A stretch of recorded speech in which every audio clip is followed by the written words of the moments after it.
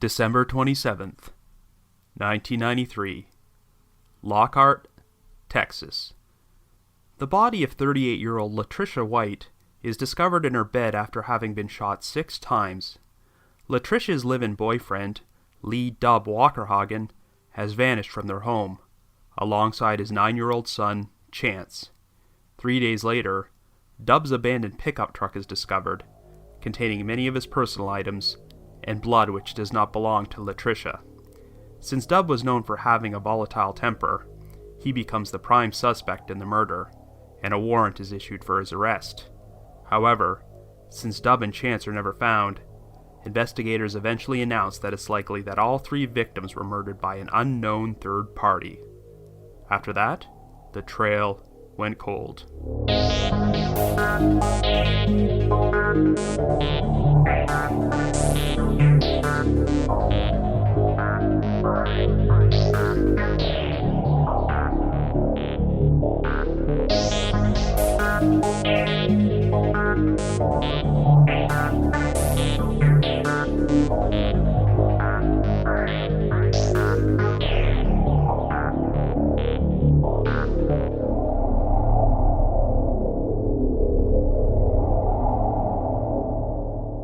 Hello everyone, and welcome to the latest episode of The Trail Went Cold.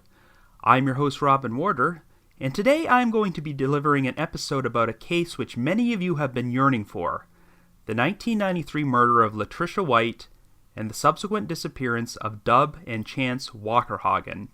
Last month, in order to commemorate reaching 2,000 followers on Facebook, I decided to hold another poll and give you fine listeners the opportunity to vote on a case you'd like to see covered on a future episode.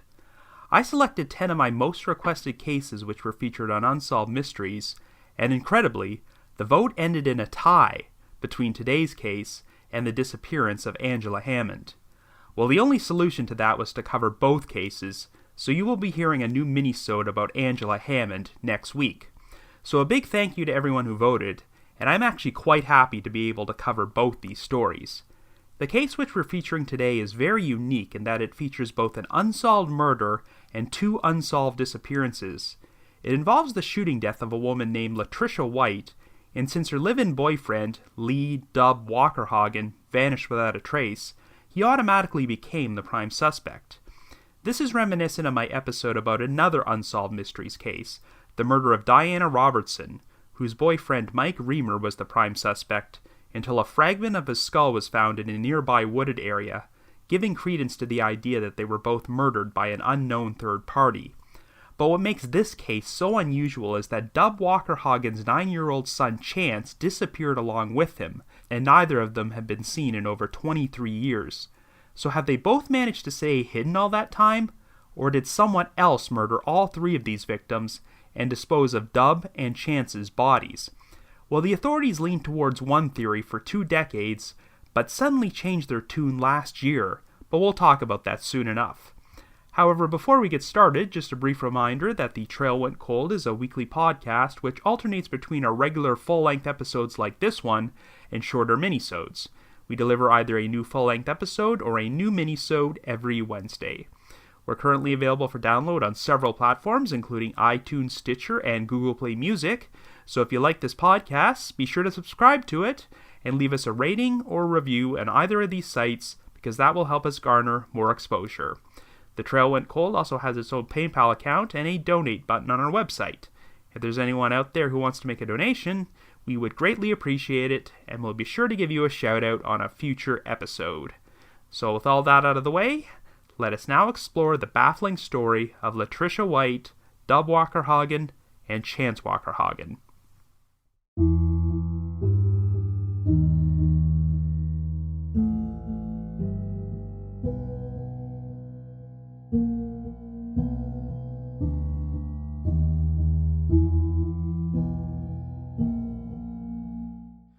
Our story begins in 1993 in the town of Lockhart, Texas. One of our central figures is Latricia White, a 38-year-old nurse who is the mother of 2 children, but has recently been divorced. For the past 6 months, Latricia has been living with her current boyfriend, Lee Wackerhagen, a 40-year-old truck driver who goes by the nickname Dub. Like Latricia, Dub is a divorcee, and they had gone to high school together before deciding to become a couple after their respective marriages ended. Dub was previously married to a woman named Gay Williams, and they had a son together named Chance, before divorcing 3 years ago. Gay now lives nearly 3 hours away in the town of Kingsville and has custody of Chance, who is currently 9 years old. However, they've made arrangements for Dub to have Chance for the Christmas holidays, and he goes to stay with Dub and Latricia in Lockhart on December 17th. On the afternoon of December 27th, Latricia's father, Jack White, learns that his daughter failed to show up for work that morning and did not call in, which is very uncharacteristic of her. Since no one has actually heard from her in over 24 hours, Jack decides to visit Latricia's house to check on her and is met with a horrifying sight. Latricia's murdered body is now lying on her bed. She has been shot 6 times in the head with a .22 caliber weapon. The police are notified, and they quickly become perturbed by the fact that Dub and Chance Wackerhagen are nowhere to be found, and Duck's pickup truck is also gone. Chance was originally supposed to be returned to his mother in Kingsville on Christmas Day, but he phoned up Gay and asked if he could stay with his father for a couple of extra days.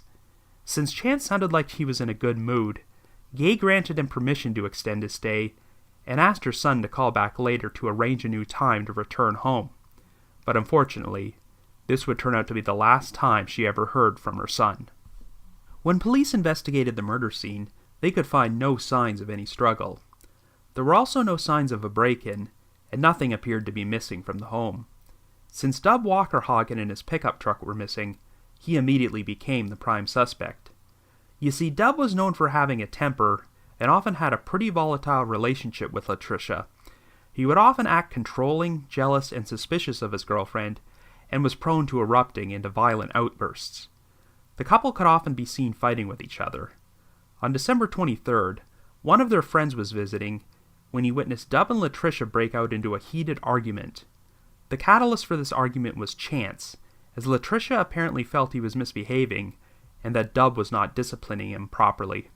Things got so bad that Dub actually went so far as to pack his bags and threatened to leave with Chance, but he eventually cooled down and decided to stay. In spite of this, it's worth noting that the last confirmed sighting of Latricia, Dub, and Chance together took place on the evening of December 26th, the day before Latricia's body was discovered, and according to eyewitness accounts, they all seemed to be in a good mood. Nevertheless, authorities suspected that something must have happened after this, which caused Dub to reach his breaking point and shoot Latricia 6 times. Chance's footprint was found in a spot of blood at the scene, so it seemed likely he was present when the murder took place. Afterward, Dub proceeded to flee the scene in his pickup truck and took his son along with him. Since Dub did not have custody of Chance, this became a kidnapping matter, and the FBI got involved. Warrants for Dub's arrest were issued on charges of first-degree murder, interference with custody, and unlawful flight to avoid prosecution.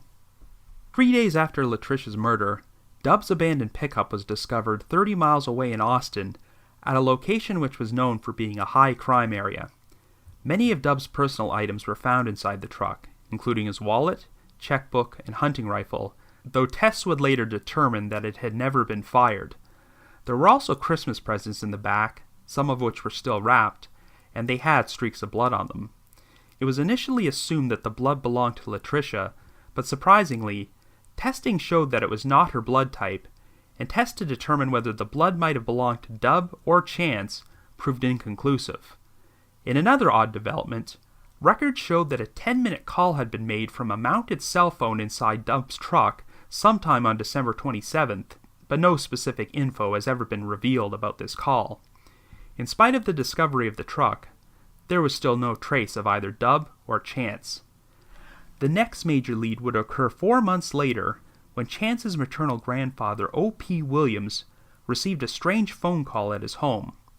All he heard was a young boy's voice say the words, "Help me," before what sounded like someone yanking the phone out of the caller's hand and hanging up. O.P. seemed to believe that the voice belonged to his grandson. Throughout the next several years, there would be a lot of debate about whether Dub actually killed Latricia. Dub's family were pretty insistent that even though he could have a temper, he was not physically violent, and they did not believe he was capable of committing murder. they believed that an unknown third party murdered Latricia, Dub, and Chance, and then subsequently disposed of Dub and Chance's bodies in order to make it look like Dub committed the crime and fled the scene with his son. The Wackerhagen family even went so far as to post an obituary for Dub in the local paper several years later, even though there was no proof he was actually dead. They would also face accusations that they might be withholding information and providing Dub with financial support while he was on the run. Dub's father, Lee Wackerhagen Sr., was interviewed on Unsolved Mysteries and continuously denied that his son was a killer or that he knew where he was, but in 1999, Lee Sr. committed suicide. As the years went on, investigators continued to believe that Dub was the guilty party, but there would be no confirmed sightings of him or Chance or any leads about their potential whereabouts. However, in May of 2016, the authorities made a surprising announcement. After reopening the case, they had uncovered new evidence which made them now believe that Dub and Chance were victims of foul play. In their words, this murder was most likely a crime of passion by someone closely associated to one or more of the victims. While they never specifically stated this, the implication seemed to be that Latricia was the killer's intended target, and that Dub and Chance were also murdered because they happened to be staying in the house at that time. So Dub is now officially classified as a missing person and potential homicide victim rather than a wanted fugitive.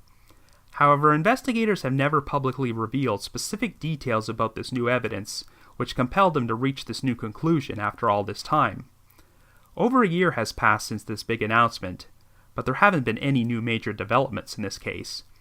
The identity of Latricia White's murderer, along with the whereabouts of Dub and Chance Wackerhagen, continues to remain unknown.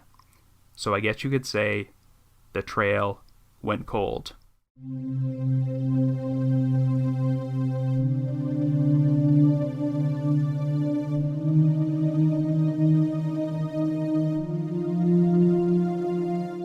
So as you can see, there's a pretty good reason this case received so many votes to be featured on the podcast, because it's a real puzzler. If I had recorded this before May of 2016, I probably would have had much different thoughts about what happened.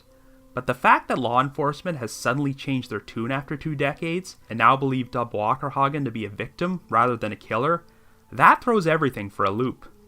But in spite of the announcement they made, I still want to look at this case from all the different angles, because quite frankly, there's still a lot here which doesn't make complete sense.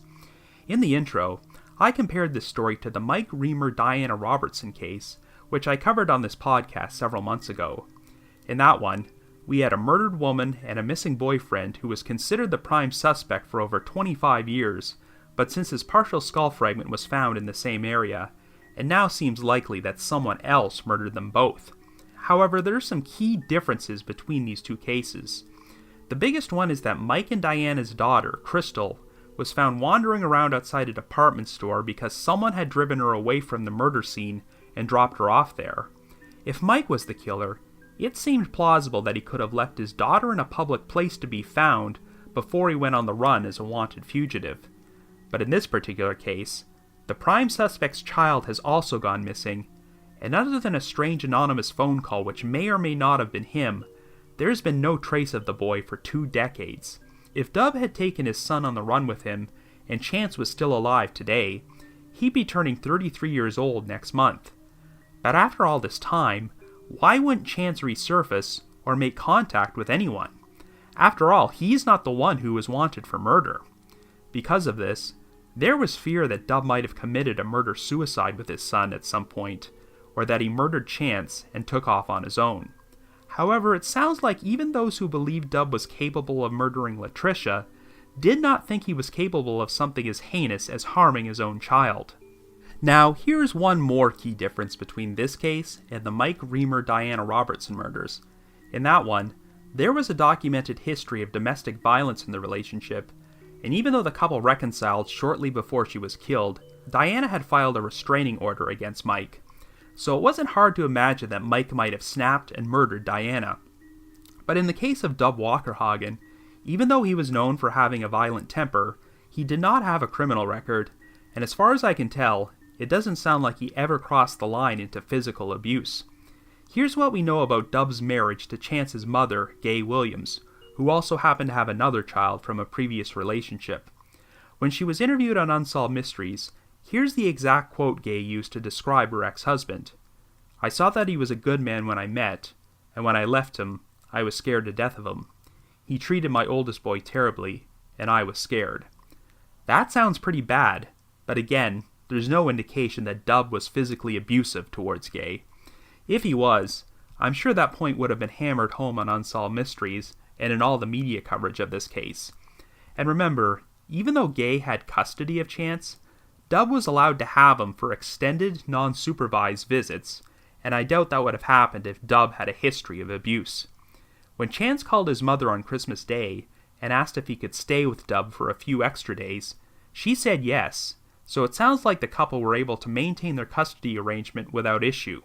While Dub was prone to volatile arguments with his spouses, he seemed to have a pretty decent relationship with his son. So from what I've heard about Dub and Latricia, they were one of those couples who loved to fight and argue a lot, but they'd always seem to reconcile again before things got out of hand. Of course, that doesn't mean Dub couldn't have reached his breaking point and become violent. Given that the couple recently had a heated argument over Chance, investigators speculated that this might have been the trigger which prompted Dub to kill her. However, the circumstances of how Latricia was murdered seem a bit more calculated. If Latricia was beaten to death or something, I could believe that Dub lost his temper and went into a violent rage and wound up killing her in the heat of the moment. But there were no signs of a violent struggle whatsoever. Latricia was shot 6 times in her bed, and it almost appeared as if she was asleep when this happened. It does not appear like she would have been killed in the midst of a heated argument. It's strange because one of the investigators made a statement that if Dub had just taken 5 minutes to cool down and think things over, this might not have happened. Yet if Latricia was already sleeping when she was killed, what would possess Dub to suddenly pull out a gun and shoot her 6 times in the head? It's worth noting that neither Unsolved Mysteries nor any of the media reports have ever mentioned if Dub or Latricia owned a .22 caliber gun. If I had to guess, I'd say that one of them probably did, and it's just never been publicly disclosed. Otherwise, I don't think there would have been much doubt that the crime was committed by a third party. However, if Dub was the killer, then the biggest wild card here is what happened to Chance. If Dub knew he was going to become a wanted fugitive and go on the run, there's no reason he couldn't have left Chance behind. Of course, if someone is capable of committing murder, then it's not hard to imagine them being selfish enough to drag their 9-year-old son into this mess, even though his mother had custody. However, would Chance be willing to go along with something like this? Well, it sounds like he got along well with his father, he lived with his mother, and it seems like they had a decent relationship as well, so I'm not sure he'd be very receptive to a new life as a wanted fugitive. Being 9 years old at the time, Chance probably wouldn't have had much say in the matter, but if he's still alive, he's now well past the age when he could have come out of hiding, or at the very least, contacted his mother again. That's why there was genuine fear that Dub may have kidnapped Chance, and things got to the point where either A, Dub considered Chance a liability, so he murdered the boy and got rid of his body before going on the run on his own, or B, Dub couldn't handle the fugitive lifestyle anymore, so he killed Chance before committing suicide. And then there's the anonymous phone call Chance's maternal grandfather received from a boy saying, "Help me." If that caller was Chance, then that lends credence to the idea that his father was holding him against his will. But even if Dub shot his girlfriend, would he really go so far as to murder his own child? Even Dub's ex-wife, who said she became scared of him during their marriage and did not have trouble believing that he murdered Latricia, she didn't think Dub would have done anything to intentionally harm Chance. One theory which has been pushed around is that it might have actually been Chance, not Dub, who shot Latricia, and that Dub took the kid on the run in order to protect him.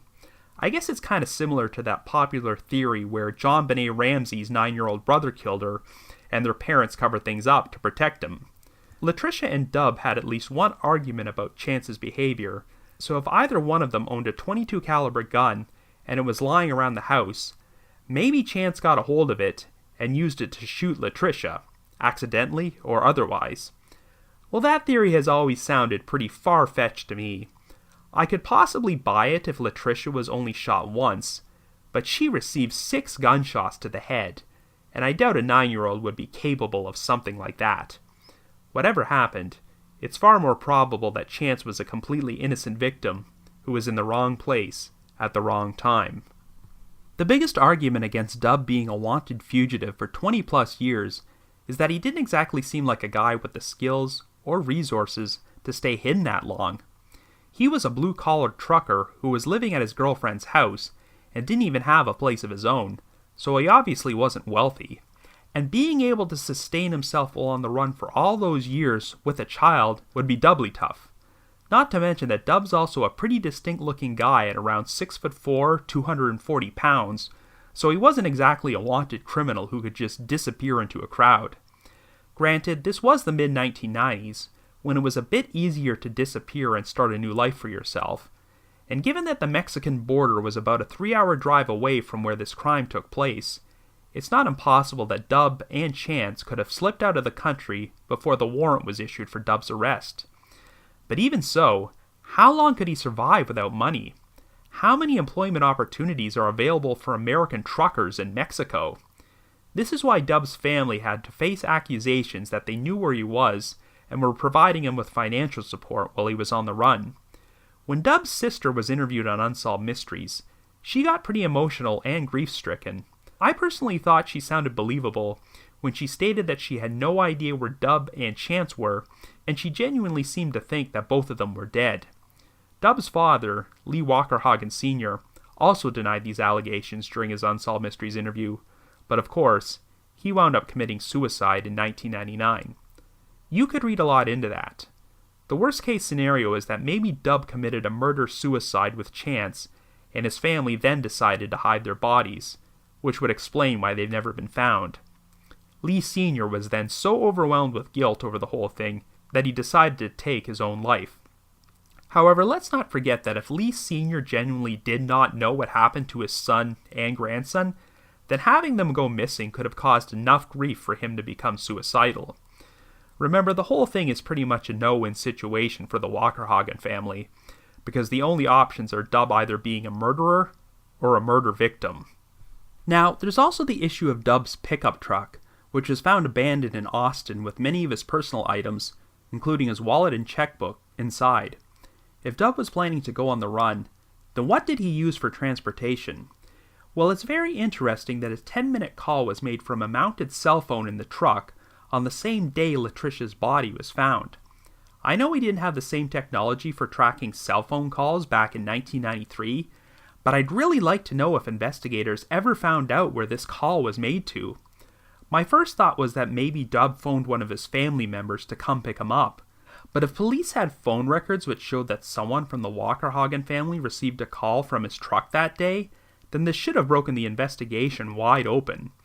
My gut tells me that whoever made that call, whether it be Dub or another party, was arranging for someone to pick them up from the location where they abandoned the truck. Now, the biggest surprise revelation was that blood was found on the Christmas presents which did not match Latricia. So could this have meant the blood belonged to Dub or Chance, and that their bodies were in the truck? Well, it's worth mentioning that this was not a large amount of blood. Investigators stated that it was enough blood to suggest an injury had taken place, but not enough to conclusively suggest foul play. So hypothetically, if Dub wanted to give off the impression that he was murdered, he could have inflicted a minor cut on himself and smeared blood on the presents to make it look like a body had been in the truck. So now let's move on to the scenario that Dub and Chance were innocent victims, and that someone else was responsible for killing both of them and Latricia.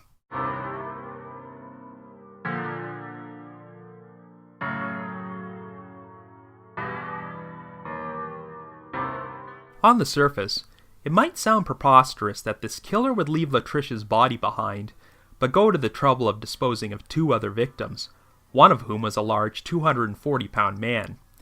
The only logical reason for someone to do this is if they wanted to give off the impression that Dub committed the murder and then took off with Chance. But the biggest issue is that there was just no indication that an outside intruder had been in the home. There was no sign of any break-in or violent struggle. It seemed like the only act of violence was Latricia being shot in her bed, but other than the presence of Chance's footprint in a blood spot, there didn't seem to be any evidence that someone murdered him or Dub. Think about it. If Dub was shot inside the house, Dragging his 240-pound body outside would be a huge challenge, and you'd think there would be some physical evidence to support this. But on the other hand, what if the killer forced Dub out of the house at gunpoint and murdered him at another location? Doing this to a large, hot-tempered man like Dub would ordinarily be a challenge, but remember, his son was there, so the killer could have easily threatened Chance and used him as leverage to convince Dub to do whatever they wanted. The killer could have forced Dub and Chance into Dub's pickup truck, drove or made Dub drive to an isolated location, and then murdered both of them before disposing of their bodies. The killer then drives Dub's pickup truck to Austin to abandon it, and possibly uses the truck's cell phone to call up an accomplice to pick them up. Hell, given that the call lasted 10 minutes, maybe they phoned this accomplice to ask for assistance with disposing of Dub and Chance's bodies. At some point during this ordeal, one of the victims' blood could have stained the Christmas presents. I'm not sure there's any significance to the fact that the truck was abandoned in a high crime area, but maybe the killer was secretly hoping that someone else would vandalize or steal the truck and wind up destroying potential evidence. When you compare these scenarios and look for the most logical explanation, I think it would seem far more likely that Dub was the perpetrator. And for over 2 decades, the authorities felt the exact same way, until they suddenly announced last year that they had new evidence to make them believe Dub was not the killer, and that someone else was responsible for the murders of Latricia, Dub, and Chance. It might seem frustrating that they've never expanded on this, but this is standard procedure in law enforcement, and I can certainly understand why they would need to withhold specific details from the public. Here's another interesting tidbit of information. You may have heard of a YouTube web series called Dark Matters, in which the host, Kaylee Elise, examines unsolved crimes. This past December, she did an episode on this case, and if you watch the segment on YouTube, you'll see that the top comment is from none other than Gay Williams, Chance's mother and Dub's ex-wife. Here's what she wrote, word for word. I am Gay, the mother of Chance. Thank you, Kaylee, for doing this video on Chance. I just want to give a few updates on the case. I was contacted by a law enforcement officer on the case and met with him. He stated he started at the beginning and viewed all the evidence. He found a lot of discrepancies in the original investigation by other law enforcement divisions. As the meeting went along, he told me by the evidence he uncovered that my son Chance was dead, along with Dub. He also stated the person that killed Latricia also did this unspeakable act. He gathered a group of people to search for the bodies, but to no avail. He has spoken to the local DA, but no charges can be filed until the bodies are found. I believe this to be true, due to some of the facts he provided me. I hope and pray that someday, someone will come forward and provide me with the whereabouts of my son Chance, so I can bring him home. I pray for the person that did this, and I don't believe that person meant to kill Chance. Wow. Assuming this commenter is actually gay, and I have no reason to believe that it isn't, then this is a pretty big deal. Remember, Gay used to believe Dub murdered Latricia, so if she's changed her mind about it, then the investigator must have shared some pretty convincing evidence that Dub and Chance were the victims of a third party.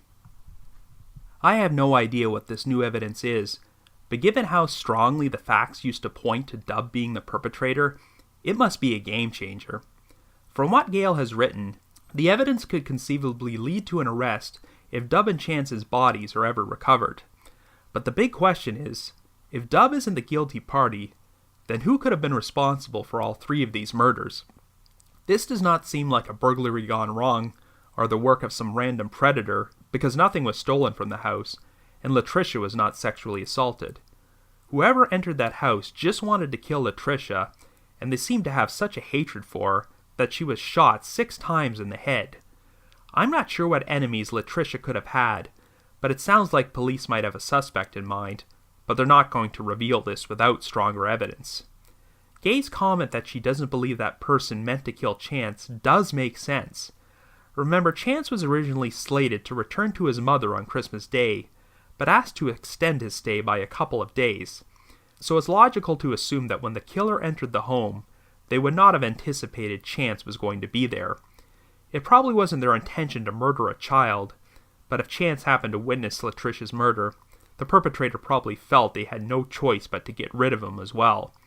Since there were no signs of a struggle, I think the most likely scenario is that the killer threatened Chance in order to control Dub and make him do whatever they said. Dub and Chance were probably forced out of the house at gunpoint and driven to another location where they were both murdered. The killer then went to the trouble of disposing of their bodies somewhere because they hoped everyone would assume that Dub murdered Latricia and then ran away with his son. And for over 20 years, this strategy worked. As more time passed, it seemed less and less likely that Dub and Chance were still alive, and unfortunately, we're now at the point where that's pretty much a certainty. If law enforcement hadn't changed their mind last year, I would probably still lean towards the theory that Dub was the sole perpetrator, but I have no reason to doubt their decision to change his status from fugitive to probable victim. If what they believe happened actually took place, then someone took the lives of 3 innocent persons, including a 9-year-old child, who was simply at the wrong place at the wrong time. This is a horrible tragedy which has taken its toll on no less than 3 families. The White family have lost Latricia, Gay Williams has lost her son, and it seems likely that the phone call to Chance's grandfather was nothing more than a cruel hoax. And the situation is doubly tragic with the Wackerhagen family, who have lost a loved one, and had to live with the stigma of him being labeled a murderer. If Dub Wackerhagen is truly innocent, then at least law enforcement has taken steps to ensure his name is cleared, even if the crime itself is never solved. But I certainly hope we do find out the truth someday. So if you have any information about the murder of Latricia White and the unsolved disappearances of Lee Dub Wackerhagen and Chance Wackerhagen, please call Kingsville Crime Stoppers at 1-877-553-2374. That's 1-877-553-2374. There is a $5,000 reward for information which leads to a resolution in this case. We're also going to be posting up links to Dub and Chance's profile pages at the Charlie Project, so you can see all the vital information about them. But if you just have your own theory about what happened, feel free to leave me a comment or send me an email at robin.warder@icloud.com. It's robin.warder@icloud.com. I want to thank all my supporters out there from the Unsolved Mysteries message board at the Sitcoms Online forum and the Unresolved Mysteries subreddit. I need to provide a big thanks to McGill Foote, who edits and assembles this podcast together for me, and Vince Nitro, who composes the eerie music you hear on every episode. We also have a new donor this week named Sarah, so thank you very much, Sarah. And since we're starting a new month, I need to thank all of our listeners who have signed up for recurring monthly donations, and they are Kathleen, Brian, Laura, Keisha, Sean, Elliot, Dawn, Clinton, Ellie, and Carrie.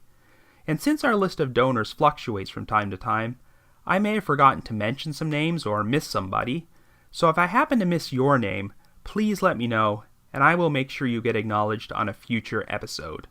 So once again, a big thanks to all of you for your generosity. I also want to mention that this past week, I actually made a guest appearance on none other than the Thinking Sideways podcast. As I mentioned before, I hung around a lot with Joe, Steve, and Devin when I attended CrimeCon 2 months ago, and they generously invited me to make a cameo on their 4th year anniversary show, where they covered the Villisca Axe murders and allowed me to go over one of the theories on that case.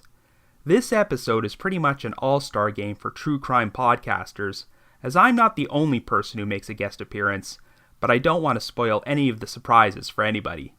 So be sure to give the episode a listen, and a big thanks to the Thinking Sideways crew for having me on the show, and congratulations on 4 great years. And lastly, I also want to play a promo for a brand new podcast which is started in my home country with the amazing title, The Salty Canadian. Have a listen. Hi, I'm Sarah, the host of the Salty Canadian podcast. If you want a podcast with rants, reviews, and just having fun, then this is the podcast for you. I can be found on Facebook, Twitter, at SaltyCanadian17, Instagram, The Salty Canadian. My show can be found on Apple Podcasts, Pocket Casts, CastBox, YouTube, and Google Play Music. Hopefully you will join me. Have a great day, eh? And finally, I would like to thank everyone who voted in the poll on our Facebook page and selected this case. The first time we held a poll like this was when we reached 1,000 Facebook followers, and that occurred nearly a full year after the podcast's inception. So I was quite tickled when we reached 2,000 Facebook followers in less than half that time. I guess it's only appropriate that this poll ended in a tie, and that we now have to cover 2 highly requested cases, because really you folks definitely deserve it. Anyway, if you haven't already, you can like us on Facebook, and remember, when you like us, that brings us ever so closer to 3,000 Facebook followers and another poll to vote on. You can also follow us on Twitter, or leave us a rating or a review on iTunes, Stitcher, or Google Play Music. And like I mentioned earlier, we also have a donate button on our website, so if you're feeling generous and want to express your appreciation for all the hard work we put in this podcast, we'd be extremely grateful. So have yourself a good week, and join me next Wednesday for a brand new mini-sode about the disappearance of Angela Hammond on The Trail Went Cold.